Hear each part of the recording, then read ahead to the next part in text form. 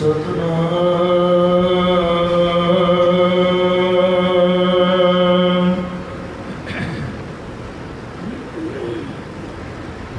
ਕਰਤਾ ਪੁਰਖ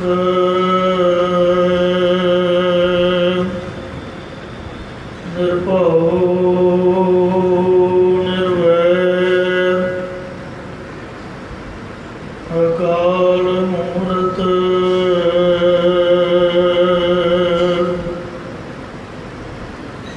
ਅਜੂਨੀ ਸੈਭੰ ਗੁਰ ਪ੍ਰਸਾਦ ਜਪ ਆਦਿ ਸਚ ਜੁਗਾਦਿ ਸਚ ਹੈ ਵੀ ਸਚ ਨਾਨਕ ਹੋਸੀ ਵੀ ਸਚ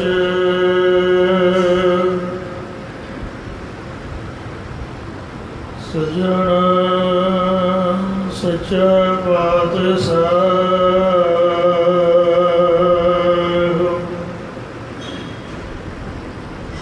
ਸਿਰ ਸਾਂਦ ਸਾਹ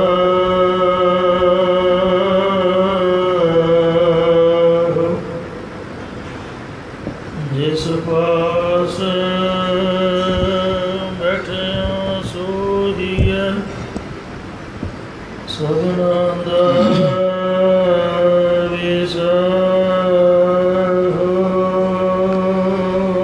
ਸਤਨਾਮ ਸ੍ਰੀ ਵਾਹਿਗੁਰੂ ਸਾਹਿਬ ਜੀਓ। ਸਲੋਕ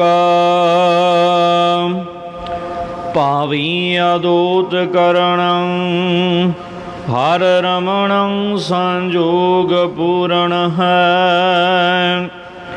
ਗੋਪਾਲ ਦਰਸ ਭੇਟੰ ਸਫਲ ਨਾਨਕ ਸੋ ਮਹੂਰਤ ਹੈ। ਭਾਵੀ ਅਦੂਤ ਕਰਣੰ।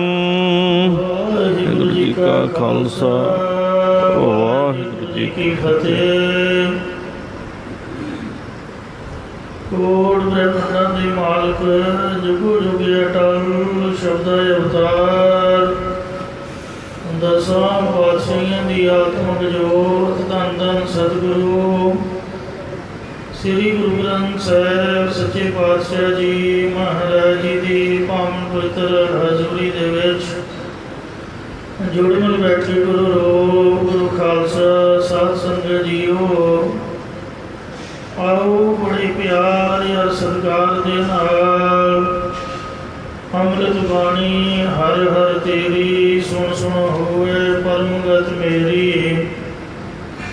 ਜਗਨ ਬੁਝੀ ਸੀਤਲ ਹੋਏ ਮਨੁਆ ਸਤਿਗੁਰ ਕਾ ਦਰਸ਼ਨ ਪਾਏ ਜੀਓ।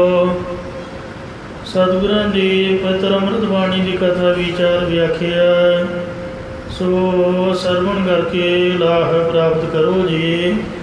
ਇੱਕ ਵਾਰ ਉਚਾਰਨ ਕਰੋ ਸਤਨਾਮ ਸ੍ਰੀ ਵਾਹਿਗੁਰੂ ਜੀ। ਸਤਨਾਮ ਸ੍ਰੀ ਵਾਹਿਗੁਰੂ ਸਾਹਿਬ ਜੀਓ। ਸਲੋਕ ਸਾਧ ਸੰਗਤ ਜੀਓ, ਜੈਤ ਸ੍ਰੀ ਦੀ ਵਾਰ ਦੀ ਕਥਾ ਪ੍ਰਾਰੰਭ ਹੈ, ਜਿਸ ਦੇ ਪਿੱਛੇ ਆਪ 14 ਸ਼ਲੋਕ ਮਹੱਲਿਆਂ ਦੀ ਪੌੜੀਆਂ ਸਮੇਤ ਵਿਚਾਰ ਸਰਵਣ ਕਰ ਚੁੱਕੇ ਹੋ। ਅੱਜ 15ਵਾਂ ਸ਼ਲੋਕ। ਸੋ ਇੱਕ ਸ਼ਲੋਕ ਹੈ, ਉਸ ਤੋਂ ਬਾਅਦ ਮਹੱਲਾ ਭਾਵੇਂ ਅੱਖਰ ਲਿਖਿਆ ਨਹੀਂ ਹੁੰਦਾ ਪਰ ਮਹੱਲਾ ਹੈ, ਦੂਆ ਅੰਕ ਪਾਇਆ ਹੈ। ਫਿਰ ਅੱਗੇ ਪੌੜੀ ਹੈ। ਸ਼ਲੋਕ ਅਤੇ ਮਹੱਲਾ ਮੂਲ ਰੂਪ ਹਨ। ਜੋ ਪੌੜੀ ਹੈ ਇਹ ਸਮਝ ਲਓ ਕਿ ਟੀਕਾ ਰੂਪ ਹੈ। ਸਤਿਗੁਰੂ ਜੀ ਮਹਾਰਾਜ ਜੀ ਨੇ ਖੁਦ ਆਪ ਗੁਰਬਾਣੀ ਦੀ ਕਥਾ ਗੁਰਬਾਣੀ ਦੇ ਰਾਹੀਂ ਹੀ ਸਰਵਣ ਕਰਵਾਈ ਹੈ। ਸਤਿਗੁਰੂ ਸੱਚੇ ਪਾਤਸ਼ਾਹ ਸ੍ਰੀ ਗੁਰੂ ਅਰਜਨ ਦੇਵ ਜੀ ਮਹਾਰਾਜ ਜੀ ਨੇ ਮ੍ਰਿਤਕ ਪ੍ਰਾਣੀ ਜੋ ਜੀਵਾਤਮਾ ਸੰਸਾਰ ਤੋਂ ਵਿਛੜ ਜਾਂਦੀ ਹੈ, ਉਸ ਦੇ ਭਲੇ ਹਿੱਤ ਉਹਦੇ ਨਿਮਿਤ ਜੋ ਉਹਨਾਂ ਦੇ ਰਿਸ਼ਤੇਦਾਰ ਵੈਰਾਗ ਕਰਦੇ ਹੁੰਦੇ ਨੇ, ਉਹਨਾਂ ਨੂੰ ਧੀਰਜ ਆਵੇ ਅਤੇ ਜੀਵਾਤਮਾ ਨੂੰ ਸਹਾਇਤਾ ਮਿਲੇ, ਭਲਾ ਹੋਵੇ। ਇਹ ਮਹਾਰਾਜ ਜੀ ਨੇ ਬੜੀ ਵੈਰਾਗਮਈ ਵਾਰ ਉਚਾਰਨ ਕੀਤੀ ਹੈ। ਪਹਿਲਾਂ ਵੀ ਬੇਨਤੀ ਦੱਸ ਚੁੱਕੇ ਹਾਂ ਕਿ ਸੰਸਕ੍ਰਿਤੀ ਸ਼ਲੋਕ ਜੋ ਪਹਿਲੇ ਪਾਤਸ਼ਾਹ ਜੀ ਦੇ 4 ਨੇ ਅਤੇ ਪੰਜਵੇਂ ਪਾਤਸ਼ਾਹ ਜੀ ਦੇ 67 ਹਨ। ਇੱਕ ਟਾਈਮ 'ਤੇ ਉਹਨਾਂ ਸ਼ਲੋਕਾਂ ਦੀ ਕਥਾ ਹੁੰਦੀ ਹੈ ਜਦੋਂ ਕੋਈ ਪ੍ਰਾਣੀ ਚੜ੍ਹਾਈ ਕਰ ਜਾਏ, ਦੂਜੇ ਟਾਈਮ 'ਤੇ ਇਹ ਜੈਸਰੀ ਦੀ ਵਾਰ ਦੀ ਕਥਾ ਕੀਤੀ ਜਾਂਦੀ ਹੈ। ਸੋ ਆਓ ਬੜੇ ਪਿਆਰ ਸਤਿਕਾਰ ਨਾਲ ਸਰਵਣ ਕਰੋ ਜੀ। ਇੱਕ ਵਾਰ ਉਚਾਰਨ ਕਰੋ ਸਤਿਨਾਮ ਸ੍ਰੀ ਵਾਹਿਗੁਰੂ ਜੀ। ਭਾਵੀਆ ਦੂਤ ਕਰਣੰ। ਸ਼ਲੋਕ ਉਚਾਰਨ ਕਰ ਰਹੇ ਨੇ ਜੋ ਸਵੈ ਸਰੂਪ ਦੀ ਪ੍ਰਾਪਤੀ ਕਰਾਉਣ ਵਾਲਾ ਹੈ। ਜਦ ਭਾਵੀ ਪ੍ਰਲਬਧ ਜੀਵਾਂ ਦੇ ਨਿਸ਼ਕਾਮ ਕਰਮਾਂ ਨੂੰ ਪ੍ਰਗਟ ਕਰਦੀ ਹੈ। ਹਰ ਰਮਣੰ ਸੰਜੋਗ ਪੂਰਨ ਹੈ। ਇਸ ਵੇਲੇ ਪੂਰਨ ਮਹਾਂਪੁਰਖਾਂ ਦੇ ਸੰਯੋਗ ਮਿਲਾਪ ਕਰਕੇ ਪਰਮੇਸ਼ਰ ਦੇ ਨਾਮ ਉਚਾਰਨ ਦਾ ਸਮਾਂ ਮਿਲਦਾ ਹੈ। ਇਸੇ ਪ੍ਰਕਾਰ ਭਾਵੀਆ ਦੂਤ ਕਰਣੰ। ਪਰਮੇਸ਼ਰ ਭਵਿੱਖਤ ਕਾਲ ਭਾਵ ਆਉਣ ਵਾਲੇ ਸਮੇਂ ਵਿੱਚ ਨਿਸ਼ਕਾਮ ਕਰਮ ਜਗਾਉਣਾ ਕਰੇਗਾ ਤਾਂ ਪੂਰਨ ਮਹਾਤਮਾ ਦੇ ਸੰਯੋਗ ਕਰਕੇ ਹਰ ਰਮਣੰ ਸੰਜੋਗ ਪੂਰਨ ਹੈ। ਮਹਾਤਮਾ ਦੇ ਸੰਯੋਗ ਕਰਕੇ ਪਰਮੇਸ਼ਰ ਦੇ ਉਚਾਰਨ ਦਾ ਸਮਾਂ ਮਿਲਦਾ ਹੈ। ਕਿਰਪਾ ਕਰੇ ਜਿਸ ਪਾਰ ਬ੍ਰਹਮ ਹੋਵੇ ਸਾਧੂ ਸੰਗ, ਜਿਉਂ ਜਿਉਂ ਉਹ ਵਧਾਈ ਹੈ ਤਿਉਂ ਤਿਉਂ ਹਰਸਿਓ ਰੰਗ। ਵਾਹਿਗੁਰੂ ਜੀ ਆਪ ਖੁਦ ਆ ਕੇ ਤਾਂ ਕਹਿਣੋਂ ਰਹੇ ਕਿ ਗੁਰਮੁਖਾ ਅੰਮ੍ਰਿਤ ਵੇਲੇ ਉੱਠ, ਗੁਰਮੁਖਾ ਅੰਮ੍ਰਿਤ ਛਕ, ਗੁਰਮੁਖਾ ਨਿਤਨੇਮ ਕਰ, ਐ ਗੁਰਮੁਖਾ ਵਾਹਿਗੁਰੂ ਨਾਮ ਦਾ ਜਾਪ ਜਪ। ਉਹ ਕਿਸੇ ਸਾਧੂ ਦੇ ਕੋਲ ਭੇਜ ਦਿੰਦੇ ਨੇ, ਸਾਧੂ ਦਾ ਮਿਲਾਪ ਕਰਾਉਂਦੇ ਨੇ। ਫਿਰ ਉਹ ਸਾਧੂ ਮਹਾਤਮਾ ਗੁਰਾਂ ਦੇ ਪਾਵਨ ਉਪਦੇਸ਼ ਨੂੰ ਕੰਨਾਂ ਦੇ ਵਿੱਚ ਪਾਉਂਦੇ ਹਨ, ਜਿਸ ਕਰਕੇ ਸਰਬ ਜੀਆਂ ਦਾ ਭਲਾ ਹੁੰਦਾ ਹੈ। ਕਿਉਂ ਮਹਾਰਾਜ ਵਿੱਚ ਸੰਗਤ ਹਰ ਪ੍ਰਭ ਵਸੈ ਜੀਓ।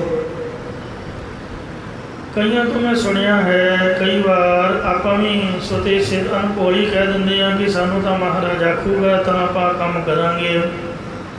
ਆਪਾਂ ਤਾਂ ਕਿਸੇ ਹੋਰ ਨੂੰ ਨਹੀਂ ਮੰਨਦੇ, ਆਪਾਂ ਤਾਂ ਕਿਸੇ ਦੇ ਆਖੇ ਨਹੀਂ ਲੱਗਣਾ। ਜੇ ਮਹਾਰਾਜ ਆਪ ਸਾਨੂੰ ਆਖੂਗਾ ਤਾਂ ਅਸੀਂ ਕਰਾਂਗੇ। ਸ੍ਰੀ ਗੁਰੂ ਨਾਨਕ ਦੇਵ ਮਹਾਰਾਜ ਸੱਚੇ ਪਾਤਸ਼ਾਹ ਜੀ ਭਾਈ ਲਾਲੂ ਨੂੰ ਮਿਲੇ, ਇੱਥੋਂ ਤੱਕ ਬੁਰਿਆਂ ਦੀ ਵੀ ਕਲਿਆਣ ਕੀਤੀ, ਸੱਜਣ ਠੱਗ ਉਹਦੇ ਰਾਖਸ਼ ਵਰਗੇ, ਅਤੇ ਉਹਨਾਂ ਨੂੰ ਤਾਂ ਮਹਾਰਾਜ ਮਿਲੇ ਅਤੇ ਭਲੇ ਦਾ ਉਪਦੇਸ਼ ਦੇ ਕੇ ਤਾਰ ਦਿੱਤਾ। ਜ਼ਰੂਰੀ ਨਹੀਂ ਕਿ ਸਾਡੇ ਕੋਲ ਵੀ ਸ੍ਰੀ ਗੁਰੂ ਨਾਨਕ ਦੇਵ ਜੀ ਆਪ ਚੱਲ ਕੇ ਆਉਣ, ਅਤੇ ਨਾ ਹੀ ਉਡੀਕਣਾ ਚਾਹੀਦਾ ਹੈ। ਇਹ ਫਜ਼ੂਲ ਦੀਆਂ ਬਾਤਾਂ ਹਨ ਵੀ ਮਹਾਰਾਜ ਮਿਲੂਗਾ, ਸਾਨੂੰ ਆਖੂਗਾ ਤਾਂ ਆਪਾਂ ਚੰਗੇ ਕੰਮ ਕਰਾਂਗੇ। ਕਈਆਂ ਸ਼ਰਾਬੀਆਂ ਨੂੰ ਆਖੋ ਵੀ ਸ਼ਰਾਬ ਛੱਡ ਦੇ, ਆਖਣਗੇ ਲੈ ਬਾਣੀ ਤਾਂ ਇਹ ਲਿਖਿਆ ਹੈ ਕਿ ਰੱਬ ਹੀ ਕਰਾਉਂਦਾ ਹੈ, ਅਤੇ ਜੇ ਮਹਾਰਾਜ ਸਾਡੇ ਕੋਲ ਛਡਾਊਗਾ ਆਪਾਂ ਛੱਡ ਲਾਂਗੇ। ਹੁਣ ਗੁਰੂ ਗੋਬਿੰਦ ਸਿੰਘ ਮਹਾਰਾਜ ਖੁਦ ਆਪ ਆ ਕੇ ਕਹਿਣੋਂ ਦਾ ਰਿਹਾ, ਭਾਈ ਅੰਮ੍ਰਿਤ ਛਕ ਲਾ, ਤੂੰ ਇਹਨੂੰ ਤਿਆਗ ਦੇ। ਸਤਿਗੁਰੂ ਜੀ ਨੇ ਗੁਰਬਾਣੀ ਬਖਸ਼ਿਸ਼ ਕੀਤੀ ਹੈ, ਰਹਿਤਨਾਮੇ ਬਖਸ਼ਿਸ਼ ਕੀਤੇ ਨੇ, ਗੁਰੂ ਘਰ ਦੀ ਸੰਗਤ ਦਿੱਤੀ ਹੈ। ਸਾਨੂੰ ਖੁਦ ਆਪ ਗੁਰਬਾਣੀ ਦੇ ਲੜ ਲੱਗਣਾ ਪਏਗਾ। ਕਰਨੀ ਤਾਂ ਕਿਰਪਾ ਪਰਮਾਤਮਾ ਨਹੀਂ ਹੈ, ਪਰ ਉਦਮ ਕਰਨ ਦੀ ਤਾਂ ਆਗਿਆ ਹੈ। ਪਾਤਸ਼ਾਹ ਫਰਮਾਉਂਦੇ ਨੇ ਉਦਮ ਕਰ ਹਰ ਜਾਪਣਾ।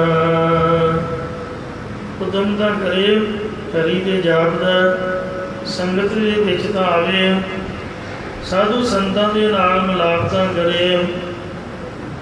ਸੋ ਕਹਿੰਦੇ ਉਦਮ ਕਰ ਹਰ ਜਾਪਣਾ, ਬੜ ਭਾਗੀ ਤਨ ਖਾੜ, ਸੰਤ ਸੰਗ ਹਰ ਸਿਮਰਨਾ, ਮਲ ਜਨਮ ਜਨਮ ਕੀ ਕਾੜ। ਤੁਸੀਂ ਵੇਖੋ ਬਈ ਸ੍ਰੀ ਗੁਰੂ ਅੰਗਦ ਦੇਵ ਜੀ ਮਹਾਰਾਜ ਨੂੰ ਨਹੀਂ ਸੀ ਪਤਾ ਕਿ ਸ੍ਰੀ ਗੁਰੂ ਨਾਨਕ ਦੇਵ ਜੀ ਕੌਣ ਹਨ, ਕਿੱਥੇ ਰਹਿੰਦੇ ਨੇ ਤੇ ਕੀ ਕਰਦੇ ਹਨ। ਸ੍ਰੀ ਗੁਰੂ ਅੰਗਦ ਦੇਵ ਜੀ ਜੋ ਪਾਵਨ ਲਹਿਣਾ ਜੀ ਦੇ ਰੂਪ 'ਚ ਖਡੂਰ ਸਾਹਿਬ ਰਿਹਾ ਕਰਦੇ, ਉਹ ਤਾਂ ਆਪਣੇ ਸਹੁਰਾ ਸਾਹਿਬ ਜੀ ਦੀ ਜਗ੍ਹਾ 'ਤੇ ਦੇਵੀ ਦਾ ਸੰਗ ਲੈ ਕੇ ਦੇਵੀ ਨੂੰ ਚੱਲੇ ਸੀ। ਸ੍ਰੀ ਗੁਰੂ ਨਾਨਕ ਦੇਵ ਜੀ ਮਹਾਰਾਜ ਬਾਬਤ ਸਾਧੂ ਨੇ ਦੱਸਿਆ, ਇੱਕ ਭਾਈ ਯੋਧ ਨਾਮ ਦਾ ਗੁਰਸਿੱਖ ਖਡੂਰ ਦਾ ਰਹਿਣ ਵਾਲਾ ਆਸਾ ਦੀ ਵਾਰ ਅੰਮ੍ਰਿਤ ਵੇਲੇ ਇਸ਼ਨਾਨ ਕਰਕੇ ਪੜ੍ਹਿਆ ਕਰਦਾ ਸੀ। ਅੱਜ ਕੱਲ੍ਹ ਤਾਂ ਸਾਡੇ ਘਰਾਂ ਦੇ ਵਿੱਚ ਕਮਰਿਆਂ ਦੇ ਵਿੱਚ ਹੀ ਬਾਥਰੂਮ ਨੇ, ਉੱਥੇ ਸਭ ਕੁਝ ਕਰ ਕਰਾ ਕੇ ਕਿਰਿਆ ਕਰਮ, ਨਿਕਲਦਿਆਂ ਸਾਰੀ ਅਲਮਾਰੀ ਹੁੰਦੀ, ਸ਼ੀਸ਼ਾ ਹੁੰਦਾ, ਤਿਆਰ ਹੋ ਕੇ ਆਪਾਂ ਕਮਰੇ ਤੋਂ ਬਾਹਰ ਨਿਕਲਦੇ ਹਾਂ। ਪੁਰਾਣਾ ਸਮਾਂ ਨਦੀਆਂ ਦੇ, ਦਰਿਆਵਾਂ ਦੇ, ਖੂਹਾਂ ਦੇ ਇਸ਼ਨਾਨ ਕਰਨ ਵਾਸਤੇ ਜਾਈਦਾ ਸੀ। ਖੁਦ ਅਸੀਂ ਆਪ ਵੇਖਦੇ ਰਹੇ ਹਾਂ ਅਤੇ ਕਰਦੇ ਵੀ ਰਹੇ ਹਾਂ ਇਸ਼ਨਾਨ। ਟੂਟੀਆਂ 'ਚ ਤਾਂ ਅੱਜ ਕੱਲ੍ਹ ਅਜੇ ਵੀ ਨਹੀਂ ਪਾਣੀ ਆਉਂਦਾ ਪਿੰਡਾਂ ਪੁੰਡਾਂ 'ਚ, ਸ਼ਹਿਰਾਂ 'ਚ ਤਾਂ ਮਹਾਰਾਜ ਦੀ ਕਿਰਪਾ ਹੋ ਗਈ ਹੈ। ਪਿੰਡਾਂ 'ਚ ਤਾਂ ਕੋਈ ਨਾ ਕੋਈ ਨੁਕਸ ਪਿਆ ਹੀ ਰਹਿੰਦਾ, ਕਦੀ ਤਾਂ ਮੋਟਰ ਸੜ ਗਈ, ਕਦੀ ਭਾਈ ਸੁੱਤਾ ਨਹੀਂ ਉੱਠਿਆ ਹਨ। ਜਦੋਂ ਕਿਤੇ ਪਾਣੀ ਦੀ ਪ੍ਰੋਬਲਮ ਆਏ, ਲੋਕ ਖੂਹਾਂ 'ਤੇ ਜਾ ਕੇ ਇਸ਼ਨਾਨ ਕਰਦੇ। ਭਾਈ ਯੋਧ ਘਰ ਤੋਂ ਬਾਹਰ ਇਸ਼ਨਾਨ ਕਰਨ ਵਾਸਤੇ ਜਾਂਦਾ ਆਉਂਦਾ, ਆਸਾ ਦੀ ਵਾਰ ਪੜ੍ਹਿਆ ਕਰਦਾ। ਤੁਹਾਨੂੰ ਸਭਨਾਂ ਨੂੰ ਪਤਾ ਹੈ ਕਿ ਇੱਕ ਪੰਡਤ ਗੁੱਸੇ ਹੋ ਕੇ ਅੱਧੀ ਰਾਤ ਹੀ ਫੂਕਾ ਮਾਰਦਾ ਮਹਾਰਾਜ ਦੇ ਘਰ ਦੇ ਵਿੱਚੋਂ ਦੌੜ ਗਿਆ। ਸਤਿਗੁਰੂ ਜੀ ਦੀ ਬੋਲੀ ਬੜੀ ਮਿਠਾਸ ਵਾਲੀ ਸੀ। ਯਾਤਰਾ ਤੋਂ ਵਾਪਸ ਆਉਂਦਿਆਂ ਹੋਇਆਂ ਉਹ ਮਹਾਰਾਜ ਦੇ ਨਾਲ ਗੱਲਾਂ ਕਰਦਾ, ਪਤਾ ਹੀ ਨਹੀਂ ਲੱਗਾ ਕਦੋਂ ਘਰ ਪਹੁੰਚ ਗਏ। ਰੋਟੀ ਪਾਣੀ ਖਾ ਕੇ ਕੋਠੇ 'ਤੇ ਸੁੱਤੇ, ਗਰਮੀਆਂ ਦੇ ਦਿਨ। ਉਹ ਗੱਲਾਂ ਬਾਤਾਂ ਜੋ ਗੱਲ ਉਹਨੇ ਪੁੱਛ ਲਈ ਵੀ ਤੁਹਾਡਾ ਗੁਰੂ ਕੌਣ ਹੈ, ਤੁਹਾਡਾ ਸੁਭਾਅ ਬੜਾ ਚੰਗਾ ਹੈ। ਸਤਿਗੁਰੂ ਜੀ ਪਿਆਰ ਵਿਰਾਗ 'ਚ ਆ ਕੇ ਕਹਿਣ ਲੱਗੇ, ਹੇ ਪੰਡਤ ਜੀ, ਮੈਂ ਗੁਰੂ ਦੀ ਤਲਾਸ਼ ਵਿੱਚ ਤਾਂ ਹਾਂ, ਅਤੇ ਪਰ ਅਜੇ ਤੱਕ ਮੈਨੂੰ ਗੁਰੂ ਮਿਲਿਆ ਨਹੀਂ ਹੈ। ਮੈਂ ਸੋਚਦਾ ਕਿ ਕੋਈ ਪੂਰਨ ਗੁਰੂ ਧਾਰਨ ਕਰਾਂ। ਕਹਿੰਦਾ ਉਹ ਪਹਿਲਾਂ ਕਿਉਂ ਨਹੀਂ ਦੱਸਿਆ? ਤੁਹਾਡੀ ਸੰਗਤ ਕਰਕੇ ਮੇਰਾ ਸਾਰਾ ਜਪ ਤਪ ਖੂਹ ਦੇ ਵਿੱਚ ਪੈ ਗਿਆ, ਖਤਮ ਹੋ ਗਿਆ। ਕਿਉਂਕਿ ਜਿਉ ਨਿਗੁਰਾ ਬਹੁ ਬਾਤਾਂ ਜਾਣੈ, ਉਹ ਹਰ ਦਰਗੇ ਹੈ ਭ੍ਰਸ਼ਟੀ। ਗੱਲਾਂ ਜਿੰਨੀਆਂ ਮਰਜ਼ੀ ਕੋਈ ਚੰਗੀਆਂ ਕਰ ਲਏ, ਪਰ ਜੇ ਉਹ ਨਿਗੁਰਾ ਹੈ ਤਾਂ ਹਰੀ ਦੀ ਦਰਗਾਹ 'ਚ ਪ੍ਰਸਟਿਆ ਜਾਂਦਾ। ਸਤਿਗੁਰ ਵਾਜੋਂ ਗੁਰ ਨਹੀਂ ਕੋਈ, ਨਿਗੁਰੇ ਕਾ ਹੈ ਨਾਉ ਬੁਰਾ। ਨਿਗੁਰੇ ਪੁਰਸ਼ ਦੀ ਸੰਗਤ ਕਰਕੇ ਮੇਰਾ ਜਿੰਨਾ ਪਿਛਲਾ ਜਪ ਤਪ ਨਾਸ਼ ਹੋ ਗਿਆ। ਜੋ ਉਹਦੇ ਮੂੰਹ ਆਇਆ ਬੋਲੀ ਗਿਆ। ਮਹਾਰਾਜ ਸੁਣੀ ਗਏ। ਸਤਿਗੁਰੂ ਜੀ ਨੇ ਉਹਦੇ ਪੈਰ ਫੜੇ, ਪੰਡਤ ਜੀ ਅੱਧੀ ਰਾਤ ਦਾ ਟਾਈਮ ਹੈ, ਕਿੱਥੇ ਜਾਓਗੇ? ਅੰਮ੍ਰਿਤ ਵੇਲੇ ਇਸ ਵਕਤੇ ਚਲੇ ਜਾਇਓ। ਕਹਿੰਦੇ ਨਹੀਂ, ਜਿੰਨਾ ਨੁਕਸਾਨ ਮੈਂ ਕਰਾਉਣਾ ਸੀ ਕਰਾ ਬੈਠਾ ਹਾਂ ਭੁਲੇਖੇ ਦੇ ਵਿੱਚ। ਜਦ ਹੁਣ ਪਤਾ ਲੱਗ ਗਿਆ ਅਤੇ ਮੈਂ ਹੁਣ ਤੁਹਾਡੇ ਕੋਲ ਨਹੀਂ ਰਹਿ ਸਕਦਾ। ਉਹ ਰਾਤੋਂ ਰਾਤੀ ਨੱਠ ਗਿਆ ਜੀ। ਸਤਿਗੁਰੂ ਬਹੁਤ ਚੰਗੇ ਸਨ। ਮਹਾਰਾਜ ਨੂੰ ਨੀਂਦਰ ਨਹੀਂ ਆਈ ਕਿ ਪੰਡਤ ਦਾ ਦਿਲ ਦੁਖਿਆ ਹੈ। ਸਤਿਗੁਰੂ ਨੂੰ ਯਾਦ ਕਰਦੇ ਰਹੇ ਕਿ ਹੇ ਵਾਹਿਗੁਰੂ ਜੀ, ਕਿਰਪਾ ਕਰੋ, ਮੈਨੂੰ ਸਤਿਗੁਰੂ ਦੇ ਨਾਲ ਮਿਲਾਓ। ਇਹ ਅੰਤਰਜਾਮੀ ਸਤਿਗੁਰੂ ਜੀ, ਜਿੱਥੇ ਵੀ ਹੋ ਆਪ ਕਿਰਪਾ ਕਰਕੇ ਮੈਨੂੰ ਮਿਲੋ ਜੀ। ਮੈਨੂੰ ਨਹੀਂ ਪਤਾ ਪਰ ਤੁਹਾਨੂੰ ਮੇਰਾ ਪਤਾ ਹੈ। ਇਸ ਤਰ੍ਹਾਂ ਅਰਦਾਸਾਂ ਬੇਨਤੀਆਂ ਕਰ ਰਹੇ ਸੀਗੇ ਕਿ ਗੁਰੂ ਜੀ ਦੀ ਭਤੀਜਿਓ ਨੌ ਬੀਬੀ ਅਮਰੋ ਜੀ, ਜੋ ਸ੍ਰੀ ਗੁਰੂ ਅੰਗਦ ਦੇਵ ਮਹਾਰਾਜ ਜੀ ਦੀ ਸਪੁੱਤਰੀ ਸਤਿਗੁਰਾਂ ਦੇ ਭਤੀਜੇ ਨਾਲ ਵਿਆਹੀ ਹੋਈ ਸੀ। ਅੰਮ੍ਰਿਤ ਵੇਲੇ ਉੱਠ ਕੇ ਇਸ਼ਨਾਨ ਕਰਕੇ ਡੇਲੀ ਦੀ ਤਰ੍ਹਾਂ ਦਹੀਂ ਦੇ ਵਿੱਚ ਰਿੜਕਣਾ ਪਾ ਕੇ ਉਹਨੇ ਜਪਜੀ ਸਾਹਿਬ ਦਾ ਪਾਠ ਸ਼ੁਰੂ ਕੀਤਾ। ਉੱਚੀ ਉੱਚੀ ਪਾਠ ਕਰੀ ਜਾਏ, ਨਾਲੇ ਦਹੀਂ ਰੜਕੀ ਜਾਏ। ਪਾਠ ਕਰਕੇ ਫਿਰ ਉਹਨੇ ਮਾਰੂ ਰਾਗ ਦਾ ਸ਼ਬਦ ਪੜ੍ਹਿਆ। ਆਇਆ ਆਰਨ ਮਨ ਵਿੱਚ ਲੋਹਾ, ਪੰਜ ਅਗਨ ਤਿਤ ਲਾਗ ਰਹੀ। ਤੇ ਮਨ ਜਲਿਆ ਸੰਨੀ ਚਿੰਦ ਪਈ, ਇਹ ਪਾਵਨ ਸ਼ਬਦ ਸਤਿਗੁਰੂ ਜੀ ਨੇ ਬੜੇ ਧਿਆਨ ਦੇ ਨਾਲ ਸੁਣਿਆ। ਪਹਿਲਾਂ ਤਾਂ ਓਲੇ ਹੋ ਕੇ ਸੁਣਦੇ ਰਹੇ ਕਿ ਬੀਬੀ ਕਿਤੇ ਸੰਕੋਚ ਨਾ ਕਰ ਜਾਏ। ਸਮਾਰਤੀ ਦੇ ਸਾਹਮਣੇ ਜਾ ਕੇ ਕਹਿਣ ਲੱਗੇ, ਬੀਬੀ ਇਹ ਸ਼ਬਦ 'ਚ ਮੇਰੀ ਹੀ ਅਵਸਥਾ ਗੁਰੂ ਸਾਹਿਬ ਨੇ ਲਿਖੀ ਹੈ, ਇਹ ਕਿਹਨਾਂ ਦੀ ਬਾਣੀ ਹੈ, ਕਿਰਪਾ ਕਰਕੇ ਉਹਨਾਂ ਦੇ ਦਰਸ਼ਨ ਕਰਾ। ਕਹਿੰਦੀ ਵੀ ਬਾਣੀ ਤਾਂ ਹੈ ਸ੍ਰੀ ਗੁਰੂ ਨਾਨਕ ਦੇਵ ਜੀ ਮਹਾਰਾਜ ਦੀ, ਉਹ ਤਾਂ ਹੁਣ ਜੋਤੀ ਜੋਤ ਸਮਾ ਗਏ ਨੇ। ਉਹਨਾਂ ਨੇ ਆਪਣੀ ਜਗ੍ਹਾ ਪਿਤਾ ਸਤਿਗੁਰੂ ਸ੍ਰੀ ਗੁਰੂ ਅੰਗਦ ਦੇਵ ਜੀ ਨੂੰ ਓਮਵਰਤਾ ਗੱਦੀ ਸੌਂਪਣ ਕੀਤੀ ਹੈ। ਖਡੂਰ ਸਾਹਿਬ ਵਿਖੇ ਮਹਾਰਾਜ ਸੰਸਾਰ ਦੀ ਕਲਿਆਣ ਕਰ ਰਹੇ ਨੇ। ਚੱਲ ਬੀਬੀ ਮੈਨੂੰ ਨਾਲ ਲੈ ਕੇ ਚੱਲ। ਆਖਿਆ ਬਾਬਾ ਜੀ, ਪਿਤਾ ਜੀ ਨੇ ਘਰੋਂ ਤੋਰਨ ਲੱਗੀ ਆਖਿਆ ਸੀ ਕਿ ਬੀਬੀ ਭੈਣਾ ਜਿੰਨਾ ਚਿਰ ਬੁਲਾਈਏ ਨਾ ਉਨਾ ਚਿਰ ਆਉਣਾ ਨਹੀਂ ਹੈ। ਬੀਬੀਆਂ ਦਾ ਸੁਭਾਅ ਹੁੰਦਾ ਹੈ ਆਪਣੇ ਪੇਕੇ ਘਰਾਂ 'ਤੇ ਮਾਣ ਕਰਦੀਆਂ ਨੇ, ਹੰਕਾਰ ਕਰਦੀਆਂ ਹਨ ਕਿ ਮੇਰੇ ਭਰਾ ਇੰਝ, ਮੇਰੇ ਭਰਾ ਉਂਝ, ਮੇਰਾ ਪਿਤਾ ਇਸ ਤਰ੍ਹਾਂ ਉਸ ਤਰ੍ਹਾਂ। ਜਦ ਬੰਦਾ ਵਿਆਹਿਆ ਜਾਂਦਾ ਹੈ ਉਹਦਾ ਸੰਬੰਧ ਸਹੁਰੇ ਘਰ ਨਾਲ ਜੁੜਦਾ ਹੈ। ਕਈ ਵਾਰ ਮੁਸ਼ਕਲ ਵੀ ਝੱਲਣੀ ਪੈਂਦੀ ਹੈ। ਸੀਤਾ ਜੀ ਨੇ ਵੇਖੋ ਭਾਵੇਂ ਬਨੋਵਾਸ ਇਕੱਲੇ ਰਾਮ ਨੂੰ ਹੋਇਆ ਸੀਗਾ, ਖੁਦ ਆਪ ਜਾਣ ਲਈ ਤਿਆਰੀ ਕੀਤੀ। ਉਹਨਾਂ ਆਖਿਆ ਵੀ ਬੜੀ ਮੁਸ਼ਕਲ ਹੋਏਗੀ। ਆਖਿਆ ਵੀ ਦੁੱਖ ਸੁੱਖ ਦੇ ਵਿੱਚ ਤੇ ਪਤੀ ਪਤਨੀ ਦਾ ਸਾਥ ਨਾਲ ਹੋਣਾ ਚਾਹੀਦਾ ਹੈ। ਜੇ ਸੁੱਖ ਦੇ ਵਿੱਚ ਹੈ ਤੇ ਦੁੱਖ ਦੇ ਵਿੱਚ ਵੀ ਚੱਲਣਾ ਚਾਹੀਦਾ। ਤੋ ਇਸ ਤਰ੍ਹਾਂ ਗੁਰੂ ਮਹਾਰਾਜ ਸੱਚੇ ਪਾਤਸ਼ਾਹ ਨੇ ਆਖਿਆ ਬੀਬੀ ਵੀ ਸਹੁਰਿਆਂ ਨਾਲ ਲੜ ਕੇ ਜਾਂ ਕੋਈ ਮਾਣ ਕਰਕੇ ਉਂਝ ਨਹੀਂ ਆਉਣਾ ਹੈ। ਸਹਿਮਤੀ ਦੇ ਨਾਲ ਛੁੱਟੀ ਲੈ ਕੇ 100 ਵਾਰੀ ਬੰਦਾ ਭਾਵੇਂ ਆਏ, ਤੇ ਪਰ ਜੇ ਸਾਨੂੰ ਲੋੜ ਹੋਊਗੀ ਤੇਰੀ ਤਾਂ ਆਪਾਂ ਤੈਨੂੰ ਬੁਲਾ ਲਾਂਗੇ। ਹੁਣ ਤੇਰਾ ਘਰ ਉਹੀ ਹੈ, ਤੇ ਜੇ ਮੈਂ ਆਪਣੀ ਮਰਜ਼ੀ ਨਾਲ ਗਈ ਤਾਂ ਮਹਾਰਾਜ ਗੁੱਸਾ ਕਰਨਗੇ। ਸ੍ਰੀ ਗੁਰੂ ਅਮਰਦਾਸ ਸੱਚੇ ਪਾਤਸ਼ਾਹ ਕਹਿਣ ਲੱਗੇ ਬੀਬੀ ਤੂੰ ਮੇਰੇ ਭਲੇ ਵਾਸਤੇ ਜਾਣਾ ਹੈ, ਸਤਿਗੁਰੂ ਜੀ ਨਹੀਂ ਗੁੱਸੇ ਹੋਣਗੇ। ਕਹਿੰਦੀ ਨਹੀਂ, ਮੈਨੂੰ ਤਾਂ ਡਰ ਲੱਗਦਾ।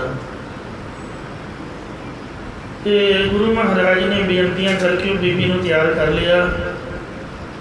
ਫਿਰ ਜਿੱਥੇ ਗੁਰਦੁਆਰਾ ਤਪਿਆਣਾ ਸਾਹਿਬ ਸੀਗਾ ਉੱਥੇ ਬਿਠਾ ਕੇ ਆਖਿਆ ਕਿ ਗੁਰੂ ਸਾਹਿਬ ਆਪ ਇੱਥੇ ਬੈਠੋ, ਮੈਂ ਪਹਿਲਾਂ ਗੁਰੂ ਮਹਾਰਾਜ ਨੂੰ ਪੁੱਛਾਂ ਵਾ ਪਿਤਾ ਜੀ ਨੂੰ ਕਿਤੇ ਗੁੱਸਾ ਹੀ ਨਾ ਕਰਨ। ਤੇ 100 ਗੱਲਾਂ ਸੋਚਦੇ ਨੇ ਵੀ ਜੇ ਨਾਲ ਲੈ ਕੇ ਚਲੇ ਗਏ ਤੇ ਝਿੜਕਾਂ ਪੈ ਗਈਆਂ ਤਾਂ ਇਹਨਾਂ ਬਜ਼ੁਰਗਾਂ ਦੀ ਵੀ ਬੇਅਦਬੀ ਹੋਊਗੀ। ਪਹਿਲਾਂ ਵੇਖੀਏ ਤਾਂ ਸਹੀ ਵੀ ਮਹਾਰਾਜ ਨਾਰਾਜ਼ ਤਾਂ ਨਹੀਂ ਹੁੰਦੇ। ਮੈਂ ਇਕੱਲੀ ਜਾਊਂਗੀ, ਪਹਿਲਾਂ ਤੁਸੀਂ ਇੱਥੇ ਬੈਠੋ। ਜੇ ਗੁਰੂ ਜੀ ਪ੍ਰਸੰਨ ਹੋਣਗੇ ਤਾਂ ਮੈਂ ਤੁਹਾਨੂੰ ਨਾਲ ਲਿਜਾਵਾਂਗੀ। ਗੁਰਦੁਆਰਾ ਤਪਿਆਣਾ ਸਾਹਿਬ ਗੁਰੂ ਅਮਰਦਾਸ ਜੀ ਨੂੰ ਬੀਬੀ ਅਮਰੂ ਬਿਠਾ ਗਈ। ਜਦ ਜਾ ਕੇ ਗੁਰੂਆਂ ਦੀ ਆਵਾਜ਼ ਦਿੱਤੀ ਤੇ ਮਹਾਰਾਜ ਕਹਿੰਦੇ ਕੌਣ, ਆਓ ਦੱਸੋ ਕੀ ਕੰਮ ਹੈ। ਬੀਬੀ ਅਮਰੋ ਹੈ ਕੀ ਹੋ ਗਿਆ, ਲੜਕੇ ਤਾਂ ਨਹੀਂ ਆਈ? ਗੁੱਸੇ ਰਾਜੀ ਕੀ ਗੱਲਬਾਤ ਹੈ? ਇੱਕਦਮ ਹੀ ਆਪਾਂ ਤਾਂ ਤੁਹਾਨੂੰ ਬੁਲਾਇਆ ਨਹੀਂ। ਉਹ ਬੀਬੀ ਵਿਚਾਰੀ ਠਾਂ ਧਿਆਨ ਕਰਕੇ ਹੱਥ ਜੋੜੀ।